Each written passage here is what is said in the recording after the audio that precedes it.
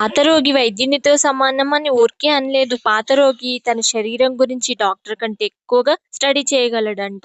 మన శరీరం ఇచ్చే హెచ్చరికలు ఏంటి? ఆ సంకేతాలు తెలియచేసుకుంటే ముందుగానే మనకు వచ్చే అతిపెద్ద ప్రమాదాల్ని తప్పించుకోవచ్చంట. అలాంటి ఒక తాత చెప్పిన ఈ సంకేతాల్ని మనం చూద్దాము. తరచూ వాంతులు రావడం, ఆవిరింతలు జరుగుతూ ఉంటే ఆక్సిజన్ స్థాయి తక్కువగా ఉంది అని తెలుసుకోవాలంట. చెవుల్లో గుమ్ అనే శబ్దం వస్తుంటే అధిక రక్తపోటు ఉంది అని తెలుసు. కాళ్ళల్లో వాపు ఉంటే ఎక్కువగా కూర్చోవడం వల్ల వస్తున్నాయి అని అనుకుంటాం. కానీ ఒక్కొక్కసారి కాళ్ళల్లో వాపు గుండె సంబంధిత సమస్యలకు కూడా దారితీయొచ్చు అంట. తల తిరగడం ఎక్కువగా ఉంది అనుకుంటే రక్తంలో చక్కెర స్థాయి తక్కువగా ఉంది, కొంచెం షుగర్ వేసుకోవాలి అని చెప్తారు. ఎప్పుడు అలసటగా ఉండడం అనేది జరుగుతూ ఉంటే బి12 విటమిన్ లోపం అని చెప్పొచ్చు. రుచి తగ్గిపోవడం, ఇలా టేస్ట్ అనేది తెలియట్లేదు అంటే జింక్ లోపం లేదా ఇమ్యూనిటీ తగ్గుతుంది అని తెలుసుకోవచ్చు. కళ్ళు పసుపు రంగులో కనిపిస్తుంటే కాలేయ సంబంధిత సమస్యలు ఉన్నాయి అని గమనించుకోవాలి. నోటి దుర్వాసన ఎక్కువగా ఉంటూ ఉంటే అంతర్గతంగా అసమతుల్యత ఉంది అనే సూచన.